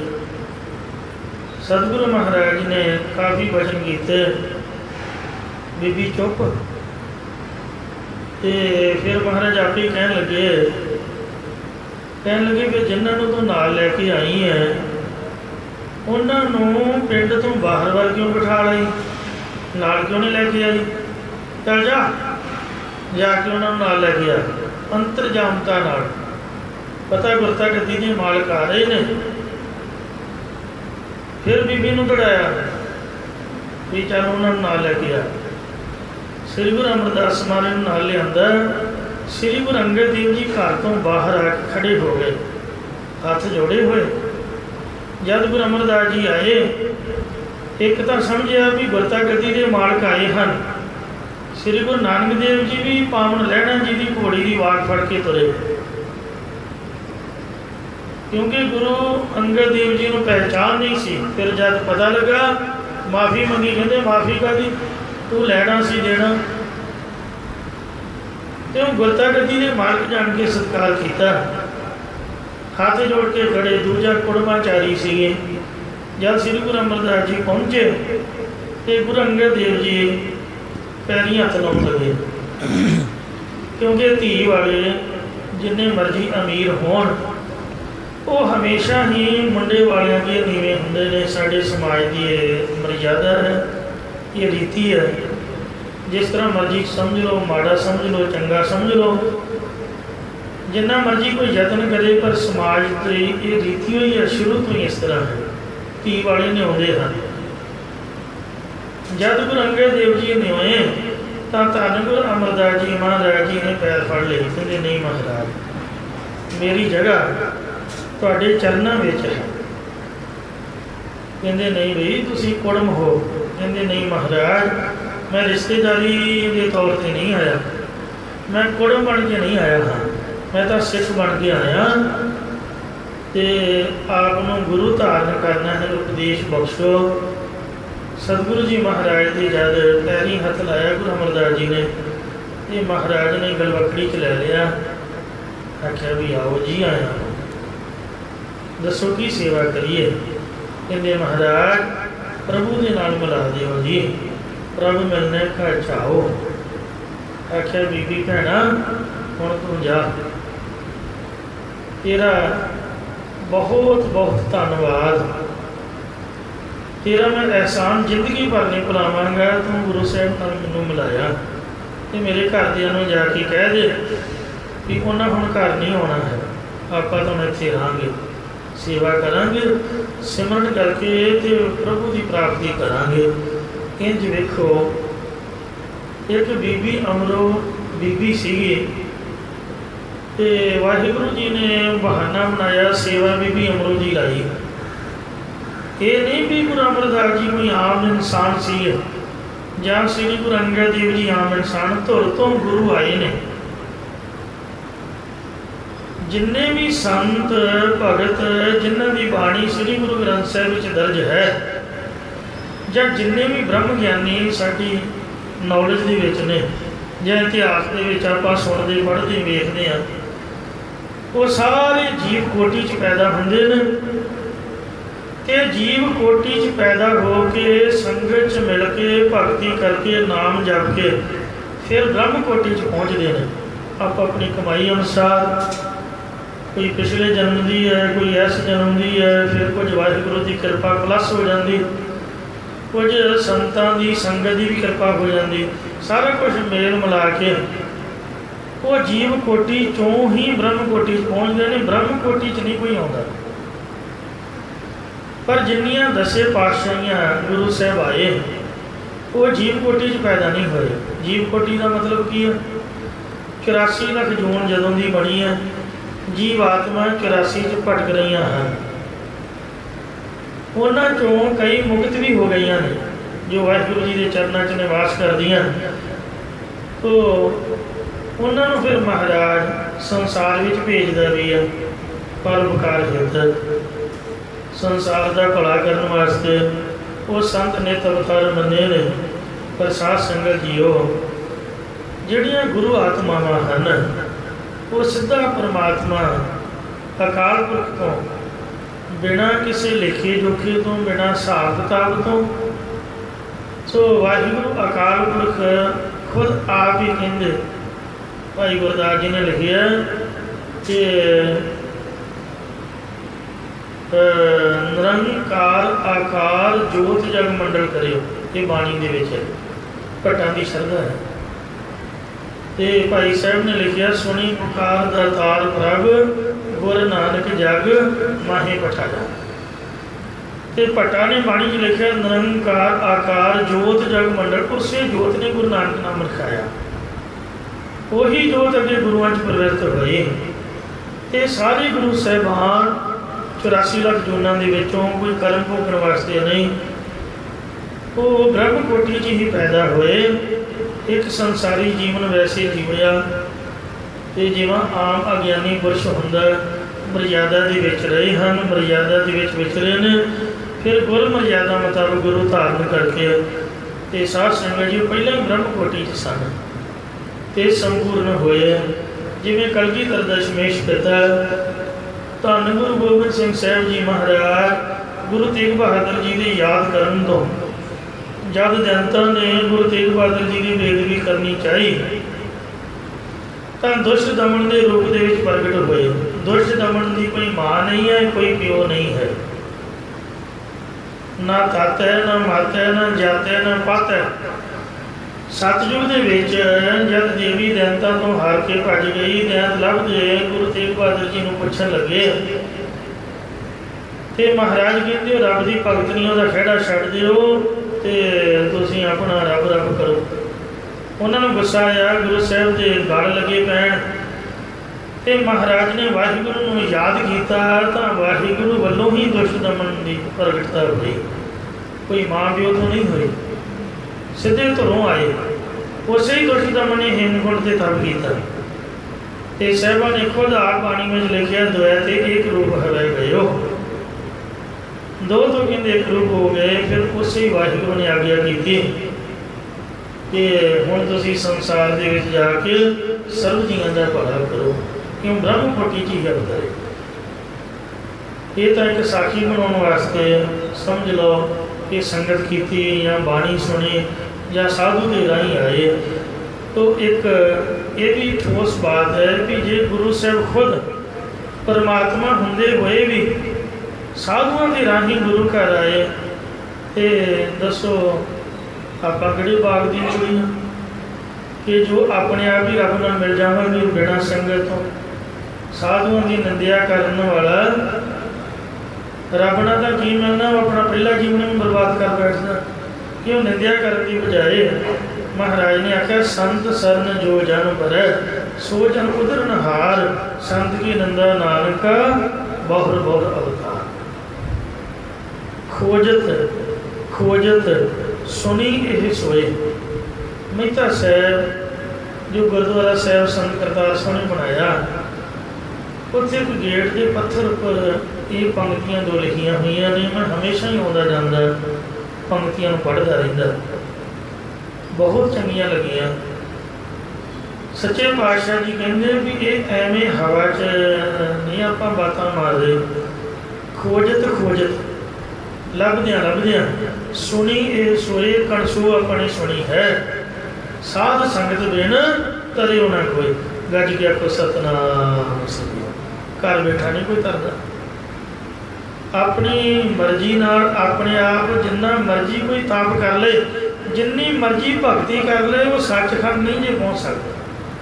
हाँ दुध पुत होर बड़ा कुछ आप प्राप्त कर सकते हैं, पर जो रब की दरगाह के विच पहुँच है वो साधु ही कराएगा जिहड़ा पहुँचा होया है। गुरु महाराज साहब सच्चे पातशाह तो बगैर उसदे दर की कोई पहुँच करवा नहीं सकता।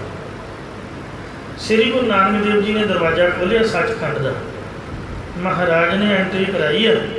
इस तो पहले नो एंट्री सी, विष्णु भगवान के वैकुंठ तक ही दुनिया पहुँचती गई। जिन्ने संत भगत ध्रुव की प्रहलाद कई सब विष्णु के भगत सीगे ते जितों तक वही पहुँच उत्थों तक उन्हें पहुँचाया। जब गुरु नानक साहब खुद परमात्मा गुरु साहब बन के आए तो सारे भगतों को मिले, संतां को मिले, खुद आप ध्रुव की पुरी पहुँचे। श्री गुरु नानक प्रकाश पढ़ के देखो, आप इतिहास के स्रोते हो। ਸ਼ਾਮਾਂ ਨੂੰ ਇਤਿਹਾਸ ਦੀ ਕਥਾ ਹੁੰਦੀ ਹੈ। ਭਾਵੇਂ ਕਿ ਉਹ ਆਤਮਾਵਾਂ ਸਰੀਰ ਤਿਆਗ ਗਈਆਂ ਸਨ, ਫਿਰ ਵੀ ਗੁਰੂ ਨਾਨਕ ਸਾਹਿਬ ਉਹਨਾਂ ਦੀ ਭਗਤੀ ਨੂੰ ਫਲ ਦੇਣ ਲਈ ਉੱਥੇ ਉਹਨਾਂ ਦੇ ਕੋਲ ਪਹੁੰਚੇ। ਜਿਹੜਾ ਧਰੁਵ ਮੰਡਲ ਬੈਕੁੰਠ ਤੋਂ ਵੀ ਉੱਪਰ ਹੈ, ਦਰਸ਼ਨੀ ਜੋੜੀ ਮੰਨਿਆ ਸੱਚਖੰਡ ਦੀ, ਪ੍ਰਹਿਲਾਦ ਦੀ ਪੁਰੀ ਵਿੱਚ ਪਹੁੰਚੇ। ਜਿਹੜੇ ਸਿੱਧ ਸੀ ਉਹ ਵੀ ਅਧੂਰੇ ਸਨ, ਉਹਨੂੰ ਵੀ ਮਹਾਰਾਜ ਮਿਲੇ। ਜਿਹੜਾ ਭਾਈ ਲਾਲੋ ਆਦਿਕ ਜਾਂ ਜਿੰਨੇ ਵੀ ਗੁਰਸਿੱਖਾਂ ਨੂੰ ਗੁਰਾਂ ਨੇ ਦਰਸ਼ਨ ਦਿੱਤੇ, ਉਹ ਸਾਰੀਆਂ ਭਗਤੀ ਵਾਲੀਆਂ ਆਤਮਾਵਾਂ ਸਨ, ਪਰ ਪੂਰਨ ਗੁਰੂ ਦੀ ਉਹਨਾਂ ਨੂੰ ਪ੍ਰਾਪਤੀ ਨਹੀਂ ਹੋ ਸਕੀ, ਤਾਂ ਤੇ ਉਹ ਅਧੂਰੀਆਂ ਸਨ। ਤੇ ਮਹਾਰਾਜ ਨੇ ਉਹਨਾਂ ਨੂੰ ਮਿਲ ਕੇ ਪੂਰਨ ਪਰਮਾਤਮਾ ਦੇ ਵਿੱਚ ਮਿਲਾਪ ਕਰਾਇਆ। ਤੁਸੀਂ ਵੇਖੋ ਜਿਹੜੇ ਭੱਟ ਸੀਗੇ, 4 ਵੇਦਾਂ ਦਾ ਅਵਤਾਰ ਵਿੱਚ ਬ੍ਰਹਮਾ ਵੀ ਸੀਗਾ, ਉਹਨਾਂ ਇਹ ਗੱਲ ਮੰਨੀ ਹੈ ਕਿ ਰਹਿਓ ਸੰਤ ਹੋਂ ਟੋਲ, ਸਾਧ ਬਹੁ ਤੇਰੇ ਡਿਠੇ, ਸੰਨਿਆਸੀ ਤਪਸੀਐ ਮੁਖੋਂ ਇਹ ਪੰਡਿਤ ਮਿੱਠੇ, ਬਰਸ ਏਕ ਹੋਂ ਫਿਰਿਓ ਕਿਨੇ ਨੂੰ ਪਰਚੋ ਲਾਇਓ, ਕਹਿਤੇ ਕਹਿਤੀ ਸੁਣੀ ਰਹਿਤ ਕੋ ਖੁਸ਼ੀ ਨਾ ਆਇਓ, ਹਰ ਨਾਮ ਛੋੜ ਦੂਜੇ ਲੱਗੇ, ਤਿਨ ਕੇ ਗੁਣ ਹੋ ਕਿਆ ਕਹੋ। ਗੁਣ ਜਿਸ ਤਰ੍ਹਾਂ ਪਲੱਸ ਨਿਹੰਗ ਸਿੰਘ ਬੋਲਦੇ ਨੇ, ਕੋਈ ਗੰਜਾ ਹੋਵੇ ਤੇ ਉਹਨੂੰ ਕਲਗਾ ਕਹਿੰਦੇ ਨੇ। ਮਤਲਬ ਗੁਣ ਦਾ ਅਰਥ ਹੈ ਅਵਗੁਣ। ਜਿਹੜੇ ਵਾਹਿਗੁਰੂ ਦਾ ਨਾਮ ਛੱਡ ਕੇ ਬੇਮੁਖ ਹੋਏ, ਜਾਦੂ ਟੂਣੀਆਂ ਦੇ ਵਿੱਚ ਲੱਗੇ ਹੋਏ, ਕਾਲੇ ਮੋਬਾਈਲ ਲੱਗੇ ਹੋਏ, ਉਹਨਾਂ ਦੇ ਅਵਗੁਣ ਮੈਂ ਕੀ ਕਹਾਂ, ਨਿੰਦਿਆ ਨਹੀਂ ਕਰਨੀ ਚਾਹੀਦੀ। ਚੰਗੇ ਦੇ ਗੁਣ ਹੀ ਗ੍ਰਹਿਣ ਕਰਨੇ ਚਾਹੀਦੇ ਨੇ। ਤਿੰਨ ਕੀ ਗੁਣ ਹੋ ਕਿਆ ਕਹੋ। ਜਿਨ੍ਹਾਂ ਨੂੰ ਮਹਾਰਾਜ ਅਸੀਂ ਵੇਖਿਆ ਸਭ ਪਖੰਡੀ ਦੇ ਝੂਠੇ, ਜਾਦੂ ਟੂਣੇ, ਕਾਲੇ ਇਲਮ ਦੇ ਵਿੱਚ, ਫਜ਼ੂਲ ਦੀਆਂ ਬਾਤਾਂ ਵਿੱਚ ਲੱਗੇ ਹੋਏ, ਉਹਨਾਂ ਦੇ ਅਵਗੁਣ ਸਭ ਕੀ ਫਰੋਲਣੇ ਨੇ। ਤੇ ਹੁਣ ਤਾਂ ਗੁਰੂ ਘਰ ਦੇ ਹੀ ਗੁਣ ਗਾਵਾਂਗੇ, ਤੁਹਾਡੇ ਚਰਨਾਂ 'ਚ ਰਹਾਂਗੇ। ਗੁਰਦਈਏ ਮਲਾਇਓ ਭਿਖਿਆ, ਜੀਵ ਤੋਂ ਰੱਖੈ ਤੇ ਰਹੋ। ਉਹਨਾਂ ਮੰਨਿਆ ਕਿ ਗੁਰੂ ਘਰ ਦੀ ਬਹੁਲਤਾ ਹੈ, ਵਿਸ਼ੇਸ਼ਤਾ ਹੈ। ਜੋ ਕੁਝ ਗੁਰਦੁਆਰੇ ਹੈ ਉਹ ਕਿਤੇ ਵੀ ਹੋਰ ਨਹੀਂ ਹੈ। ਅੱਜ ਦੀ ਡੇਟ ਵਿੱਚ ਵੀ ਕਿਤੇ ਜਾ ਕੇ ਵੇਖ ਲਓ, ਆਪਾਂ ਨਿੰਦਿਆ ਨਹੀਂ ਕਰਦੇ। ਕਿਸੇ ਮੰਦਿਰ 'ਚ, ਕਿਸੇ ਮਸੀਤ ਦੇ ਵਿੱਚ ਅੰਮ੍ਰਿਤ ਵੇਲੇ ਮੈਂ ਮਸੀਤ ਤੁਹਾਡੀ ਬਾਂਗ ਸੁਣੀ 5 ਵਜੇ ਦਾ ਕਰੀਬ, ਸ਼ਾਇਦ ਬੜੀ ਸੋਹਣੀ ਉਹ ਬਾਂਗ ਦਿੰਦੇ ਨੇ, ਪਰ ਕੀਰਤਨ ਥੋੜ੍ਹਾ ਉੱਥੇ ਹੁੰਦਾ, ਕਥਾ ਥੋੜ੍ਹਾ ਹੁੰਦੀ ਹੈ। ਕਿਸ ਤਰ੍ਹਾਂ ਜੀ ਲੱਗੂਗਾ? ਇਕੱਲਾ ਬੰਦਾ ਤਾਂ ਉਹੀ ਬਿਲਡਿੰਗ ਵੇਖ ਵੇਖ ਕੇ ਸ਼ਦਾਈ ਹੋ ਜਾਂਦਾ। ਕਈਆਂ ਤੋਂ ਮੈਂ ਸੁਣਿਆ ਵੀ ਮੈਂ ਤਾਂ ਮੈਂਟਲ ਹੋ ਜਾਊਂਗਾ, ਮੈਨੂੰ ਕੱਢੋ ਬਾਹਰ। ਆ ਲੋਕਡਾਊਨ ਦੇ ਵਿੱਚ ਅੰਦਰ ਰਹਿਣਾ ਬੜਾ ਔਖਾ। ਸੰਗਤ ਦੇ ਵਿੱਚ ਤਾਂ ਕੁਦਰਤੀ ਵਿੱਚ ਸੰਗਤ ਹਰ ਪ੍ਰਭ ਵਸੈ ਜੀਓ। ਇਸ ਵਾਸਤੇ ਗੁਰੂ ਘਰ ਦੀ ਵੈਸੇ ਵੀ ਵਿਸ਼ੇਸ਼ਤਾ ਹੈ। ਭੱਟ ਕਹਿਣ ਲੱਗੇ ਮਹਾਰਾਜ ਬੜੀਆਂ ਡੇਰਿਆਂ 'ਤੇ ਕਰੇ, ਬੜੇ ਸਾਧੂ ਸੰਤਾਂ ਦੇ ਗੋਡੇ ਘੁੱਟੇ, ਕਿਸੇ ਨੇ ਕਿਸੇ ਪਾਸੇ ਲਾਇਆ, ਕਿਸੇ ਨੇ ਕਿਸੇ ਪਾਸੇ ਲਾਇਆ। ਕਰਮ ਕਾਂਡਾਂ ਤੋਂ ਬਗੈਰ ਕੋਈ ਕਥਾ ਹੀ ਨਹੀਂ। ਇੱਕ ਨਾਮ ਦੀ ਗੱਲ ਅਸੀਂ ਤੁਹਾਡੇ ਚਰਨਾਂ ਵਿੱਚੋਂ ਸੁਣੀ ਹੈ, ਇੱਕ ਪਰਮਾਤਮਾ ਦੀ ਬਾਤ ਤੁਹਾਡੇ ਮੂੰਹ ਤੋਂ ਸਾਡੇ ਕੰਨੀ ਪਈਆਂ। ਹੁਣ ਜਿਵੇਂ ਰੱਖੋਗੇ ਤਿਵੇਂ ਅਸੀਂ ਰਹਾਂਗੇ। ਉਹਨਾਂ ਵਿਸਵਈਏ ਵਿਚਾਰ ਕੇ ਤੇ ਗੁਰੂ ਸਾਹਿਬ ਕੋਲੋਂ ਬਖਸ਼ਿਸ਼ ਪ੍ਰਾਪਤ ਕੀਤੀ। ਧੰਨ ਗੁਰੂ ਰਾਮਦਾਸ ਮਹਾਰਾਜ, ਕੀ ਪਤਾ ਸੀ ਵੀ ਗੋਂਦਵਾਲ ਸਾਹਿਬ ਕਿੱਥੇ, ਕਿ ਇਹਨਾਂ ਦੱਸਣਾ ਸੀਗਾ। ਬਹਾਨੇ ਦੇ ਨਾਲ ਵਾਹਿਗੁਰੂ ਨੇ ਭਲਾ ਕੀਤਾ। ਘੁੰਗਣੀਆਂ ਵੇਚਣ ਛਾਬੇ 'ਚ ਪਾ ਕੇ ਖੜੇ ਤੇ ਖੁਦ ਪਰਮਾਤਮਾ ਸਾਧੂ ਬਣ ਕੇ ਘੁੰਗਣੀਆਂ ਲੈ ਗਏ, ਸਾਰੀਆਂ ਦੀਆਂ ਸਾਰੀਆਂ। ਛਾਬਾ ਖਾਲੀ ਕਰ ਦਿੱਤਾ। ਸੋਚਿਆ ਮਨਾ ਘਰ ਗਏ, ਮਾਂ ਦੁਖੀ ਹੋਊਗੀ ਤੇ ਕਿਤੇ ਹੋਰ ਚੱਲੀਏ। ਕਿੱਥੇ ਚੱਲੀਏ ਪਤਾ ਕੁਛ ਨਹੀਂ ਹੈ। ਸੰਗਤ ਕੀਰਤਨ ਕਰਦੀ ਤੁਰੀ ਜਾ ਰਹੀ ਸੀ। ਇੱਕ ਨੂੰ ਪੁੱਛਿਆ, ਭਾਈ ਕਿੱਥੇ ਜਾ ਰਹੇ ਹੋ? ਕਹਿੰਦੇ ਗੋਂਦਵਾਲ ਸਾਹਿਬ। ਉੱਥੇ ਕੀ ਹੈ, ਮੇਲਾ ਲੱਗਾ? ਕਹਿੰਦੇ ਜੀ ਹਾਂ। ਉੱਥੇ ਡੇਲੀ ਜੋੜ ਮੇਲਾ ਹੁੰਦਾ ਹੈ। ਗੁਰੂ ਸਾਹਿਬ ਗੁਰੂ ਅਮਰਦਾਸ ਜੀ ਜੀਆਂ ਦਾ ਭਲਾ ਕਰਦੇ ਨੇ। ਬਾਣੀ ਸੁਣ ਕੇ ਮਨ ਸ਼ਾਂਤ ਹੋ ਗਿਆ ਕਿ ਜਿਨ੍ਹਾਂ ਦੀ ਬਾਣੀ, ਜਿਨ੍ਹਾਂ ਦਾ ਕੀਰਤਨ ਇੰਨਾ ਸ਼ਾਂਤਮਈ ਹੈ, ਉਹਨਾਂ ਦੇ ਦਰਸ਼ਨ ਕਿੰਨੇ ਦੁਰਲਭ ਹੋਣਗੇ। ਫਿਰ ਗੋਂਦਵਾਲ ਸਾਹਿਬ ਆ ਕੇ ਸ੍ਰੀ ਗੁਰੂ ਰਾਮਦਾਸ ਜੀ ਮਹਾਰਾਜ ਨੇ ਬੌੜੀ ਸਾਹਿਬ ਦੀ ਸੇਵਾ ਲਈ, ਪਰ ਗੁਰੂ ਘਰ ਦੀ ਹੋ ਕੇ ਰਹਿ ਗਏ। ਸ਼ਰੀਕਾਂ ਨੇ ਬੋਲੀਆਂ ਮਾਰੀਆਂ, ਬੜਾ ਕੁਛ ਆਖਿਆ, ਪਰ ਮਹਾਰਾਜ ਕਹਿੰਦੇ ਭਾਈ ਜੋ ਕੁਛ ਸਾਨੂੰ ਪ੍ਰਾਪਤ ਹੋਇਆ ਹੈ ਉਹ ਅਸੀਂ ਤੁਹਾਨੂੰ ਦੱਸ ਨਹੀਂ ਸਕਦੇ। ਜੋ ਹਮਾਰੀ ਬੇਦ ਹੋਤੀ ਮੇਰੇ ਸਤਿਗੁਰਾ, ਸਾਬਿਤ ਤੁਮ ਹਰ ਜਾਨੋ ਆਪੇ। ਹਮ ਰੁੜਤੇ ਫਿਰਤੇ ਕੋਈ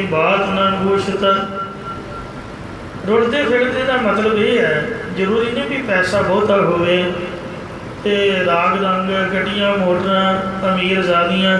ਰੁਲਣ ਫਿਰਨ ਦਾ ਮਤਲਬ ਇਹ ਹੈ ਵੀ ਰੱਬ ਦਾ ਨਾਮ ਨਹੀਂ ਹੈ, ਮਨ ਦੀ ਸ਼ਾਂਤੀ ਨਹੀਂ ਹੈ। ਵਿਸ਼ੇ ਵਿਕਾਰਾਂ ਦੇ ਵਿੱਚ ਨਿੰਦਿਆ ਚੁਗਲੀ ਈਰਖਾ ਦਵੈਕ ਸੰਸਾਰ ਦੇ ਝਮੇਲਿਆਂ ਦੇ ਵਿੱਚ ਹੀ ਰੋਲਣਾ ਹੈ।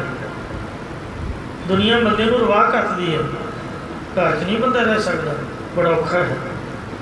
ਗੁਰਦੁਆਰੇ ਆਉਂਗੇ ਹੱਸਦੇ ਮਿਲਣਗੇ ਤੁਹਾਨੂੰ, ਖਿੜੀਆਂ ਰੂਹਾਂ ਦੇ ਮੱਥੇ ਲੱਗੋਗੇ ਤੁਹਾਡਾ ਚਿੱਤ ਉਵੇਂ ਹੀ ਖਿੜ ਜਾਊਗਾ, ਕੁਦਰਤੀ ਹੈ। ਸੇਵਾ ਕਰੋਗੇ ਹੋਰ ਮਨ ਪ੍ਰਸੰਨ ਹੋਊਗਾ। ਇਸ ਵਾਸਤੇ ਮੈਂ ਤਾਂ ਇਹੀ ਸਲਾਹ ਦਿੰਦਾ ਕਿ ਗੁਰੂ ਮਹਾਰਾਜ ਦੀ ਸੇਵਾ ਕਰਨ ਤੋਂ ਮਨ ਪ੍ਰਸੰਨ ਹੁੰਦਾ ਹੈ।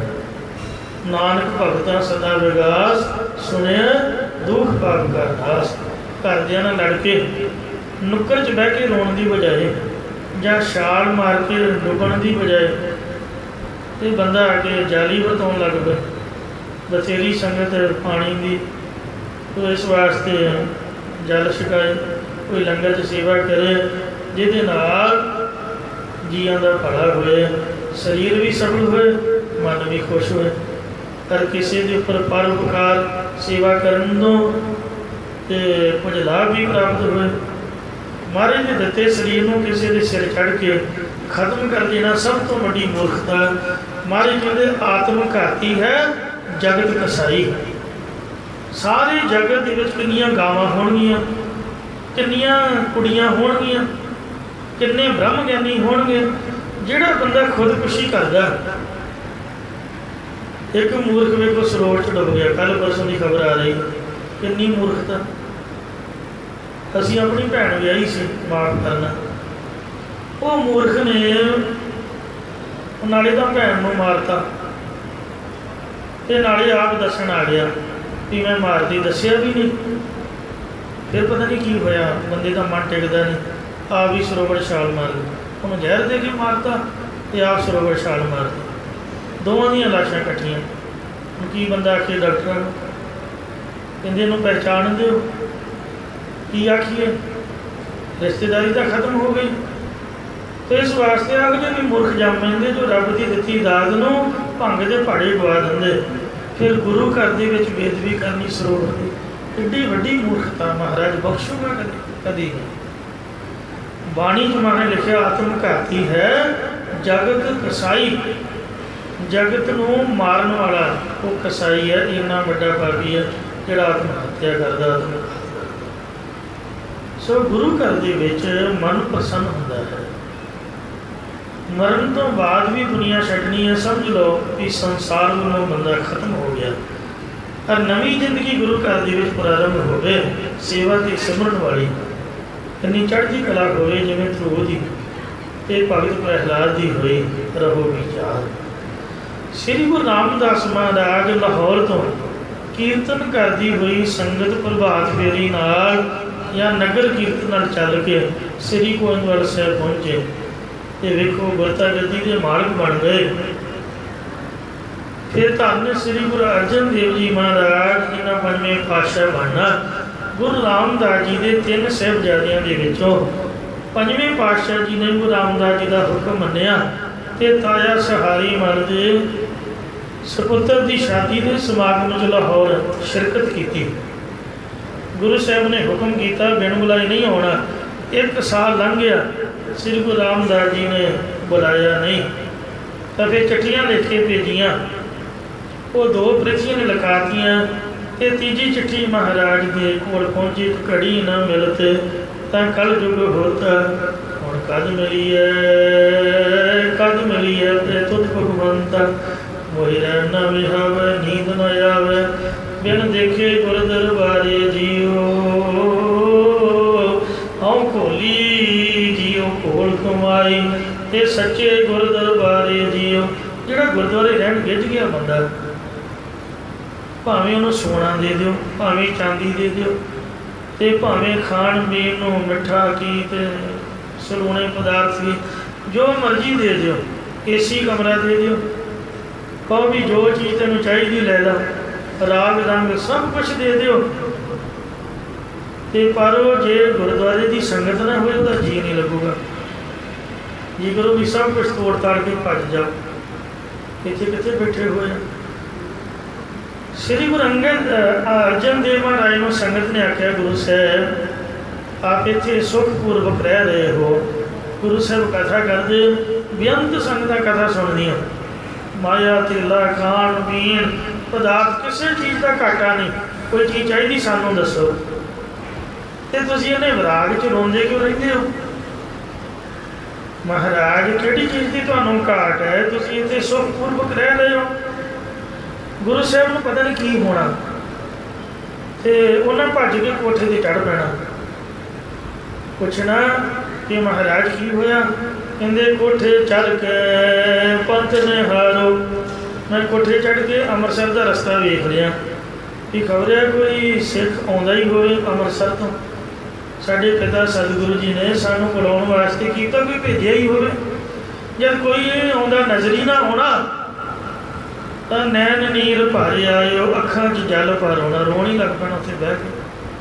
ਸੰਗਤ ਨਹੀਂ ਵੇਖਣਾ ਮੂੰਹ ਵੱਲ ਵੀ ਮਹਾਰਾਜ, ਬੜੀਆਂ ਬੇਨਤੀਆਂ ਕਰਨੀਆਂ ਪਰ ਗੁਰੂ ਸਾਹਿਬ ਖੁਸ਼ ਨਾ ਹੋਣੇ।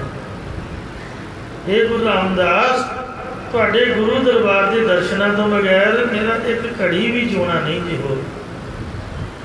ਚਾਰ ਪਹਿਰ ਚੋ ਜੁਗੈ ਸਮਾਨੇ, ਰਹਿਣ ਪਈ ਤਬ ਅੰਤ ਨ ਜਾਣੇ।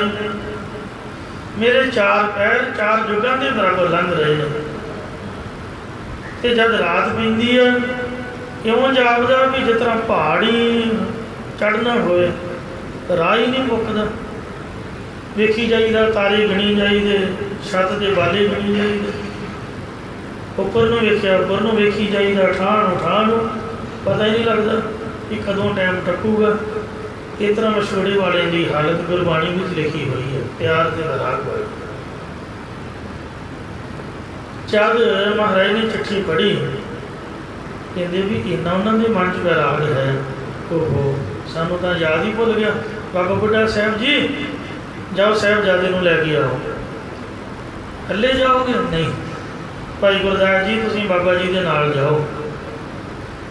ਬਾਬਾ ਬੁੱਢਾ ਸਾਹਿਬ ਜੀ ਤੇ ਭਾਈ ਗੁਰਦਾਸ ਸਾਹਿਬ ਜੀ ਨੂੰ ਰਥ ਤਿਆਰ ਕਰਕੇ ਦੇ ਕੇ ਮਹਾਰਾਜ ਗੁਰੂ ਰਾਮਦਾਸ ਜੀ ਨੇ ਭੇਜਿਆ।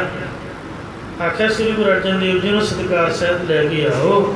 ਤੇ ਸ੍ਰੀ ਗੁਰੂ ਅਰਜਨ ਦੇਵ ਜੀ ਬਾਬੇ ਬੁੱਢੇ ਦੇ ਪੈਰ ਹੀ ਕੁੱਟੀ ਜਾਣ, ਨਾਕੀ ਰਗੜੀ ਜਾਣ, ਮੱਥਾ ਟੇਕੀ ਜਾਣ, ਧੰਨ ਬਾਬਾ ਤੂੰ ਸਾਨੂੰ ਮਹਾਰਾਜ ਨਾਲ ਮਿਲਾਉਣ ਆਇਆ। ਪ੍ਰਭ ਮਿਲਨੇ ਕਾ ਚਾਓ, मेरे हर प्रीतम की कोई बात सुनावे। सो भाई सो मेरा वीर, तू मेरा वीर है, तू मेरा भरा। ये बाबा धन है तू, पता नहीं कितने विछड़िया को मिलिया, तो कृपा कर मैनू गुरुद्वारे लै जा, महाराज नाल मिला दे। क्यों सच्चे पातशाह ने कोटान कोट शुक्र किया रब का। तो बाबा बुढ़ा साहब भाई गुरदास जी का धन्यवाद किया, गुरु रामदास जी के चरनी लगे। तो महाराज ने आख्या भी चौथा बंद पूरा करो। गुरु साहिबा ने चौथा बंद उचारिया, भाग हुआ गुर संत मिलाया। गुर संत मिलाया, संतां ने गुरु मिलाया, सीधे अर्थ है। भाग हुआ गुर संत मिलाया, संत भाई गुरदास बाबे बुढ़े ने गुरु रामदास नाल मिलाया। ये पहला अर्थ है। या गुर संत मिलाया, वाहिगुरु जी ने शांत आत्मा वाले गुरु रामदास नाल सानू मिलाया। भाग हुआ गुर संत मिलाया, प्रभ अविनाशी कल में पाया। सेव करी पर चसा न विछुड़ा, जद नानक दास तुम्हारे जियो। हुण मैं सेवा करूँगा, एक पल मात्र चसा पर भी नहीं विछड़ूंगा। आकार सेवा वाले महापुरख वाहिगुरु जी ने विछड़िया को मिलन वास्ते पैदा किए हैं। पिंडों पिंड गड्डियां भेजते हैं, जिन्हें मेरे वर्गिया ने पिंड तो बाहर नहीं जाके वेख्या, गड्डियां के नाले तो सेवा ते नाले कभी दिल्ली गुरुद्वारा बंगला साहब, कभी हजूर साहब, कभी मनमाड़, कभी कदे कभी किते सब यात्रा कराते, नाले सेवा करा के भला करते।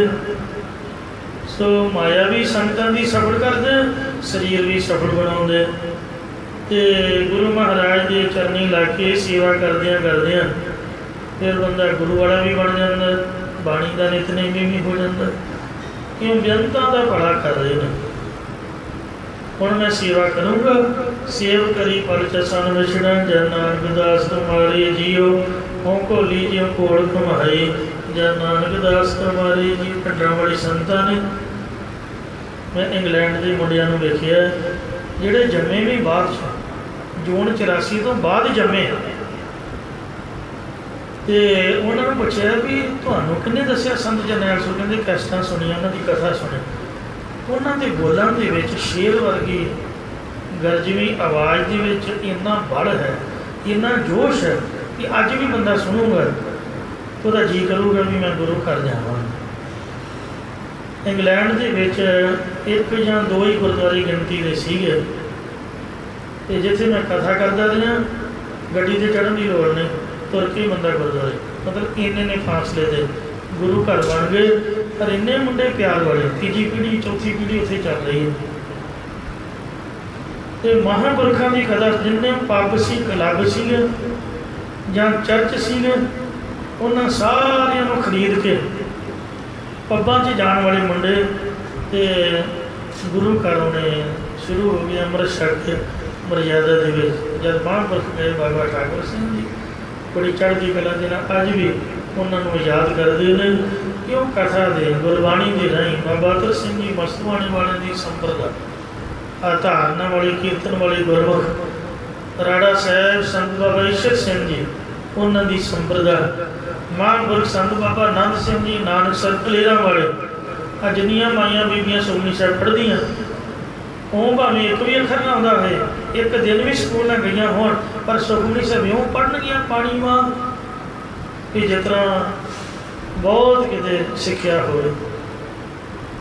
ਇਹ ਬਾਬੇ ਨਾਨਕ ਸਿੰਘ ਦੀ ਕਿਰਪਾ ਹੋਈ ਹੈ। ਛੋਟੇ ਛੋਟੇ ਨਿਆਣਿਆਂ ਨੂੰ, ਗਈਆਂ ਬੀਬੀਆਂ ਨੂੰ, ਪੜ੍ਹਨ ਨੂੰ ਸੁਖਮਨੀ ਸਾਹਿਬ ਯਾਦ ਕਰਾਤਾ। ਘਰ ਘਰ ਅੰਦਰ ਧਰਮਸਾਲ ਹੋਵੇ, ਕੀਰਤਨ ਸਦਾ ਵਸੋ, ਇਹ ਤਰੀਕਾ ਹੈ। ਅਖੰਡ ਕੀਰਤਨੀ ਸੰਪਰਦਾ ਵਾਲੇ ਮਹਾਂਪੁਰਖ ਭਾਈ ਰਣਧੀਰ ਸਿੰਘ ਜੀ ਖਾਲਸਾ, ਜਿਨ੍ਹਾਂ ਵੇਖੋ ਗ੍ਰਸਤੀਆਂ ਦਾ ਵੀ ਭਲਾ ਕੀਤਾ। ਉਹ ਜਿੰਨੇ ਵੀ ਨਿਆਣਿਆਂ ਤੋਂ ਲੈ ਕੇ ਉੱਪਰ ਤੱਕ ਸੋਮਵਾਰ ਤੋਂ ਲੈ ਕੇ ਸ਼ੁੱਕਰਵਾਰ ਤੱਕ ਕੰਮ ਕਰਦੇ ਨੇ, ਅਤੇ ਸੈਟਰਡੇ ਸੰਡੇ ਕੀਰਤਨ ਦੇ ਪ੍ਰੋਗਰਾਮ। ਅਤੇ ਜਿਹੜੇ ਆਪਣਾ ਕੰਮ ਕਰੋ ਅਤੇ ਰਾਤ ਨੂੰ ਰਹਿਣ ਸਫਾਈਆਂ। ਕਿਉਂ? ਮਹਾਰਾਜ ਦੀ ਕਿਰਪਾ ਹੈ। ਜਿੱਥੇ ਜਿੱਤੀ ਵੀ ਕੀਤੀ ਹੈ ਉਹਨਾਂ ਨੂੰ ਜ਼ੋਰ ਲਾ ਲਿਆ ਹੈ। ਸੋ ਗੁਰੂ ਮਹਾਰਾਜ ਸਾਹਿਬ ਸੱਚੇ ਪਾਤਸ਼ਾਹ ਕਿਰਪਾ ਕਰਨ, ਸਾਡੀ ਸ਼ਰਧਾ ਵਜੇ।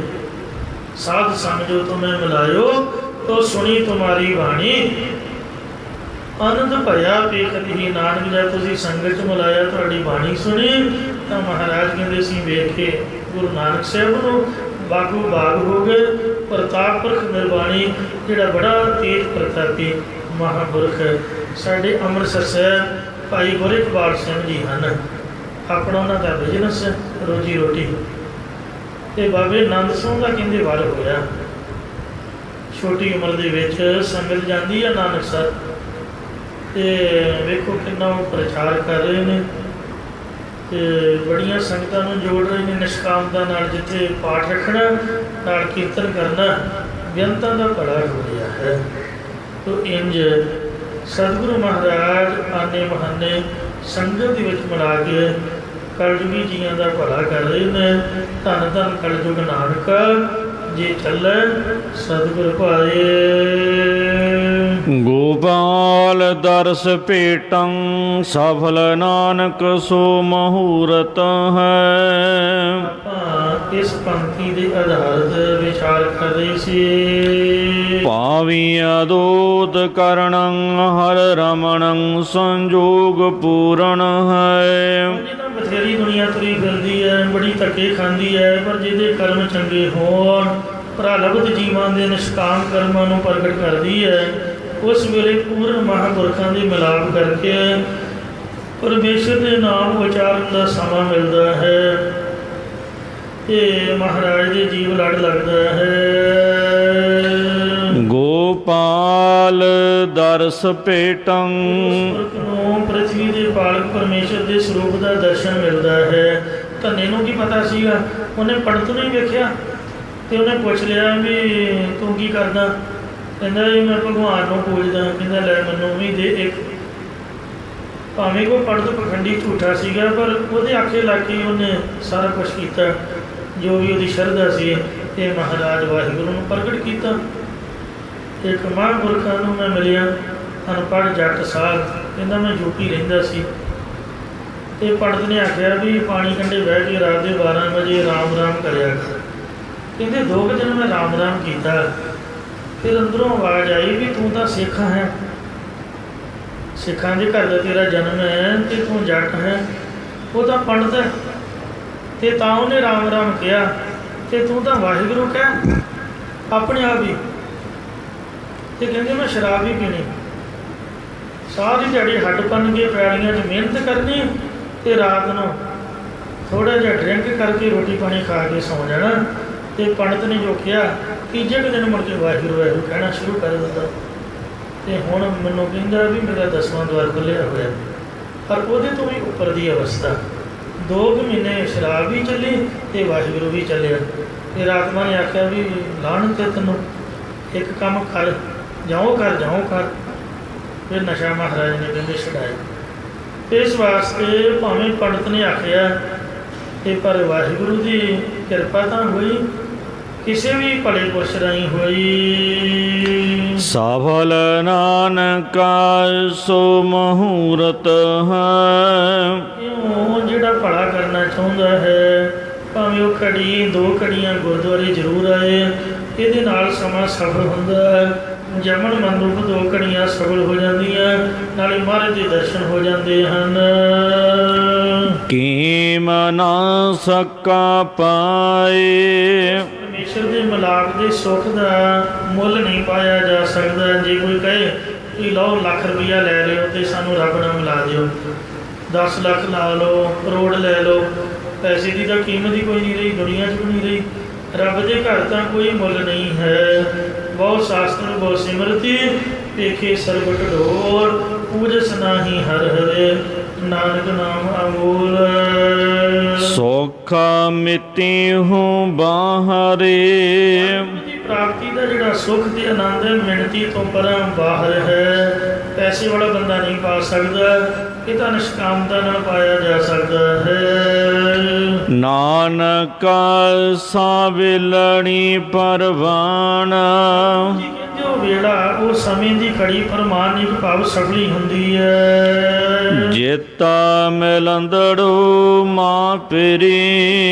ਮੇਰਾ ਪਿਆਰਾ ਪ੍ਰੀਤਮ ਵਾਹਿਗੁਰੂ ਮਿਲ ਜਾਂਦਾ, ਪ੍ਰਾਪਤ ਹੋ ਜਾਂਦਾ। ਸਾਈ ਘੜੀ ਸੁਲੱਖਣੀ ਸਿਮਰਤ ਹਰ ਨਾਮ। ਦਰਸ਼ਨਾਂ ਲਈ ਭਗਤੀ ਕਰੀਦੀ ਹੈ, ਤੇ ਜੇ ਸਿੱਧੇ ਹੀ ਭੱਜ ਕੇ ਦਰਸ਼ਨ ਕਰ ਲਿਓ ਮਹਾਰਾਜ ਦੇ ਤਾਂ ਕਿੰਨਾ ਚੰਗਾ ਹੋਵੇ। ਪੌੜੀ। ਪਾਤਸ਼ਾਹ ਸ੍ਰੀ ਗੁਰੂ ਅਰਜਨ ਦੇਵ ਸਾਹਿਬ ਫਰਮਾਉਂਦੇ ਨੇ, ਸਾਵੇਲਾ ਕਾਹੂ ਕੌਣ ਹੈ। ਸੰਤ ਜਨੋ ਹੇ ਗੁਰਮੁਖੋ, ਉਹ 4 ਘੜੀਆਂ ਦਾ ਵੇਲਾ ਸਮਾਂ ਦੱਸੋ ਕਿਹੜਾ ਹੈ। ਜੇਤਾ ਪ੍ਰਭ ਕਉ ਪਾਈ।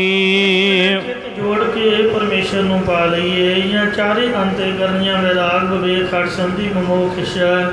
4 ਸਾਧਨ ਸਰਵਣ ਮੰਨਨ ਇਤਿਹਾਸਨ ਤਤਵੰ ਦਾ ਸੰਸ਼ੋਧਨ।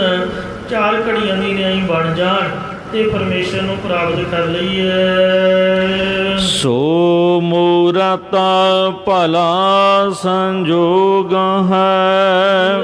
2 ਘੜੀਆਂ ਦੇ ਸਮੇਂ ਦਾ ਨਾਮ ਹੈ। ਸੋ ਉਹ ਸਮਾਂ ਗੁਰਾਂ ਦੇ ਜੀਵ ਈਸ਼ ਦੀ ਏਕਤਾ ਦੇ ਸੰਬੰਧ ਕਰਕੇ ਚੰਗਾ ਹੈ। ਜੇਤਾ ਮਿਲੈ ਗੁਸਾਈ। ਪ੍ਰਿਥਵੀ ਦਾ ਮਾਲਕ ਪਰਮੇਸ਼ਰ ਮਿਲ ਜਾਂਦਾ ਹੈ। 8 ਪਹਿਰ ਹਰ ਧਿਆਏ ਕੈ। ਮਿਲ ਕੇ ਵਾਹਿਗੁਰੂ ਨਾਮ ਚੇਤੇ ਆਉਂਦਾ। ਮੋਬਾਈਲ ਦੀ ਬੈਟਰੀ ਡੈਡ ਹੋ ਜਾਏ ਨਾ, ਚਾਰਜ ਤੇ ਲਾਉਣੀ ਪੈਂਦੀ ਹੈ। ਇਹ ਸਾਡਾ ਚਾਰਜਰ ਹੈ ਜਿਹੜਾ ਗੁਰੂ ਮਹਾਰਾਜ ਹੈ। ਗੁਰੂ ਕੀ ਸੰਗਤ ਕਿੰਨੀ ਪਾਵਰ ਬਣੀ ਹੋਈ ਹੈ, ਵੇਖੋ ਕਿੰਨੇ ਪ੍ਰਾਣੀ ਬੈਠੇ ਹੋਏ ਨੇ। ਇਹ ਸਾਰੀਆਂ ਪਾਵਰਾਂ ਹਨ। ਕਈਆਂ ਦੀਆਂ ਆਤਮਾਵਾਂ ਕਿੰਨੀਆਂ ਸ਼ੁੱਧ ਨੇ, ਉਹ ਸਾਰੀਆਂ ਵੇਵਜ਼ ਇੱਕ ਦੂਜੇ ਨਾਲ ਟੱਚ ਕਰਕੇ ਉਹ ਬੰਦਾ ਪਾਵਰਫੁਲ ਬਣਦਾ। ਇਕੱਲਾ ਤਾਂ ਆਪਣੀ ਵੀ ਭਗਤੀ ਕੰਮ ਆਉਣੀ ਹੈ, ਸੰਗਤ 'ਚ ਸਾਰਿਆਂ ਦੀ ਮਿਲ ਜਾਣੀ ਹੈ। ਫਿਰ ਪਾਵਰ ਹਾਊਸ ਬਿਜਲੀ ਘਰ ਗੁਰੂ ਗ੍ਰੰਥ ਸਾਹਿਬ, ਵੇਖੋ ਕਿੰਨੀ ਪਾਵਰ ਇਹਨਾਂ ਚੋਂ ਨਿਕਲ ਰਹੀ ਹੈ। तो 1 घंटा ही बहुत है, मुड़ के सारी जड़ जिथे मर्जी करेगा, क्योंकि महाराज की याद ਉਹਦੀ जुड़े रहो। रात ਨੂੰ फिर घड़ी घंटा जिन्ना ਤੁਹਾਡੇ ਕੋਲ टाइम है, तो इस लिए कोशिश करो जरूर।